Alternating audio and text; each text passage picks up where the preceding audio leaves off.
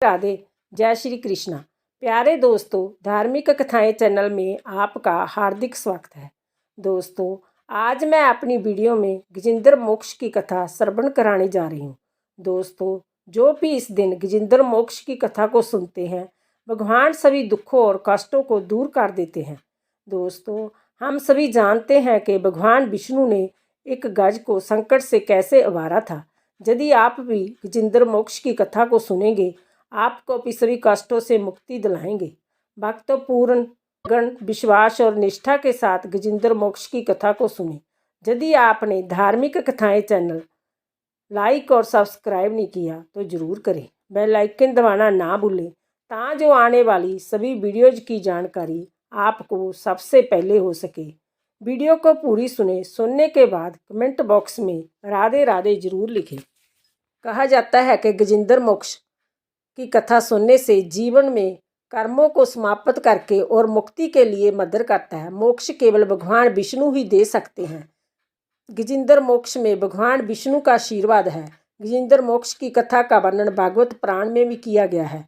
कृष्ण भगवान तो कहते हैं कि जो मनुष्य इसका पाठ करेगा उसके लिए कुछ भी असंभव नहीं। इसका पाठ ब्रह्मा मुहूर्त में भगवान श्री हरि के सामने या कहीं पर भी भावपूर्वक कर सकते हैं। इसका निरंतर पाठ सुनने से मनुष्य सभी पापों से मुक्त हो जाता है, सभी कष्टों का निवारण हो जाता है, दुष्प्रभावों का विनाश हो जाता है, सभी प्रकार के विघ्नों का विनाश हो जाता है।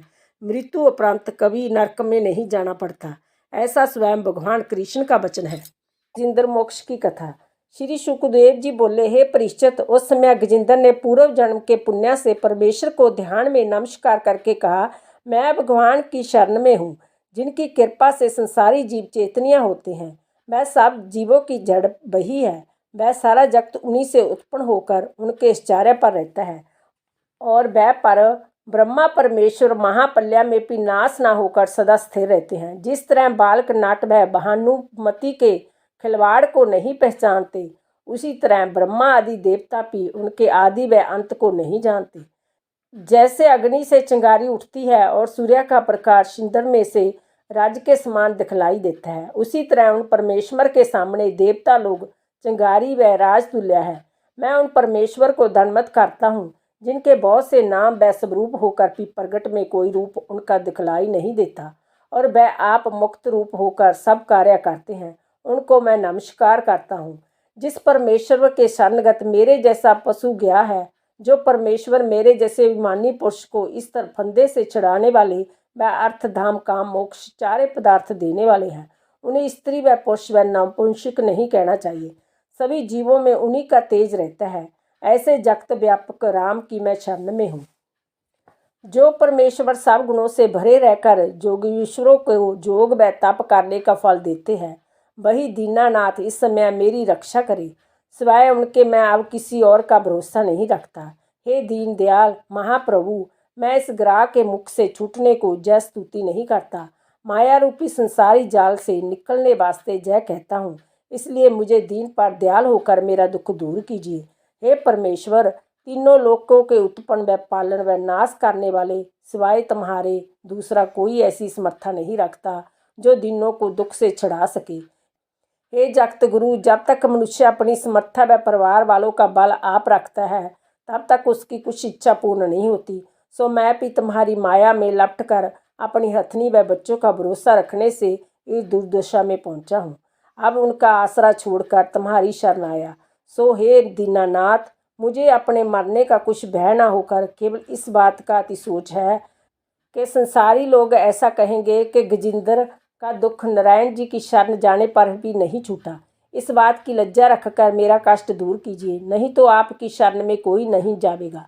आप अंतर्जामी से दिख क्या विनती करूं। हे परीक्षित, जय स्तुति सुनते ही परमेश्वर अंतर्जामी हरि अवतार ने गजेंद्र को महादुखी जानकर उसी समय सुदर्शन चक्र उठा लिया।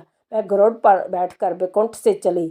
जब गजेंद्र ने, जिसके कंठ में प्राण आ गया था, देखा कि वैकुंठनाथ सुदर्शन चक्र हाथ में लिए गरुड़ पर चढ़े आकाश मार्ग से मेरी रक्षा करने को चले जाते हैं, तब उसने एक पुष्प कमल को सुंड से तोड़ लिया और ऊंचा ठाकर पकारा, हे नारायण, हे जगत गुरु, हे दीनानाथ, हे भगवान, हे दुखभंजन, हे ज्योति स्वरूप, हे श्याम सुंदर, मैं तुम्हारे शरणगत होकर दंडवत करता हूँ।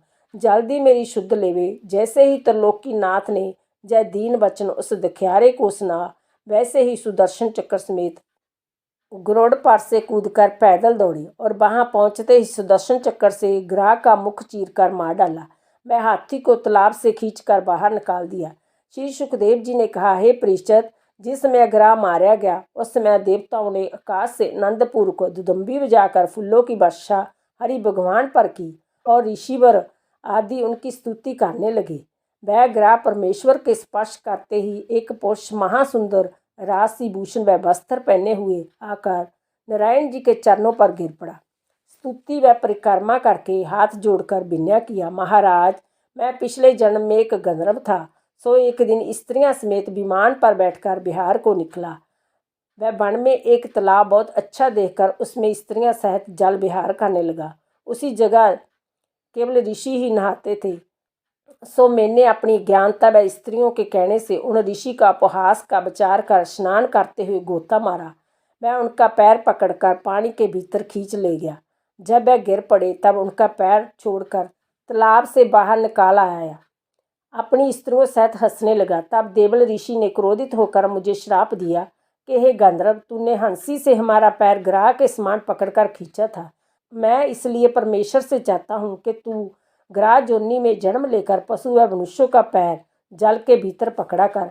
वह श्राप सुनते ही मैंने अति लज्जित होकर उससे विनय किया, हे मुनि नाथ, मैंने अपने किए का फल पाया, पर अब जय बतलाइए कि इस श्राप से मेरा उद्धार कब होगा। तब ऋषिवर बोले कि तू कई हजार वर्ष तक ग्राह जोनि में रहकर एक दिन गजेंद्र का पैर पकड़ेगा।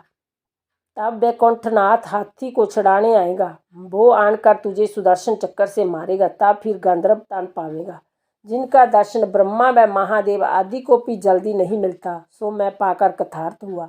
अब आज्ञा दीजिए तो अपने लोक को जाऊं। तब वह गंधर्व परमेश्वर से विदा होकर दंडवत करके विमान पर बैठकर अपने लोक को चला गया। तब हरि भगवान की आज्ञा से उस गज ने भी वह तन छोड़कर मुक्ति पाई।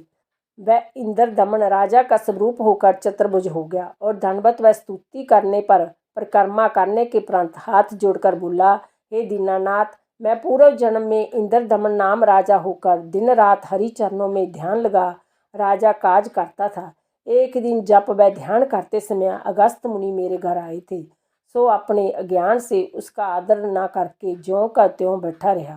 तब अगस्त मुनि क्रोध करके बोले, हे राजा, किस शास्त्र में ऐसा लिखा गया, जब ब्राह्मण व ऋषिवर व वैष्णव किसी के स्थान पर आवे और उस घर का मालिक उसका आदर व सम्मान न कर मतवाले हाथी की तरह बैठा रहे। इसलिए मैं परमेश्वर से चाहता हूँ कि तू हाथी का तन पावे। जय श्राप सुनते ही मैंने अतिलिज्जित होकर उन सोबिनम किया, हे मुनिनाथ, मैंने अपने कर्तव्य का फल पाया, पर अब जय बतलाइए कि इस तन से मेरी छुट्टी कब होगी। जय सुनकर मुनि बोले, जब ग्राह तेरा पैर तालाब में पकड़ेगा तब वैकुंठनाथ तेरी सहायता करने आवेगा और ग्रह को मारकर तुम्हें मुक्ति देवेगा। सो मैं अगस्त ऋषि की कृपा से तुम्हारा दर्शन पाकर कृतार्थ हुआ।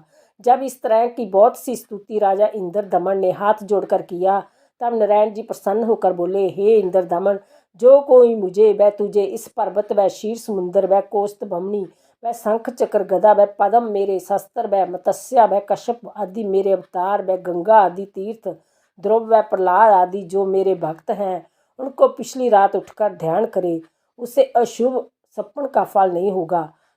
वह जो संसारी जीव इस गजेंद्र मुख स्तुति को मेरे निमित्त करेगा, उनको मैं अंत समय इसी तरह मुक्ति दूंगा। जिस तरह तेरा आधार किया, ऐसा कहकर हरि भगवान ने इंद्र दमन को अपने गरुड़ पर बैठा लिया। वह शंख बजाकर वैकुंठ में चले गए। इतनी कथा सुनकर श्री सुखदेव जी बोले, हे परीक्षित, जिस तरह हाथी को ग्रह ने पकड़ा था, उसी तरह सब संसारी जीव काल रूपी मुख में पड़े हुए हैं। जब गजेंद्र ने दीन होकर नारायण जी को पुकारा तो परमेश्वर ने उसे ग्राह के मुख से छुड़ाया। उसी तरह जब मनुष्य परमेश्वर का ध्यान व स्मरण करे, तब जन्म मरण से छुटकारा भव सागर पार उतर सकता है। वह जो कोई विपत्ति में गजेंद्र मोक्ष कथा का ध्यान करेगा, नारायण जी उसका दुख अवश्य दूर करेंगे। बोलो हरि विष्णु जी की जय। राधे। जय श्री कृष्ण।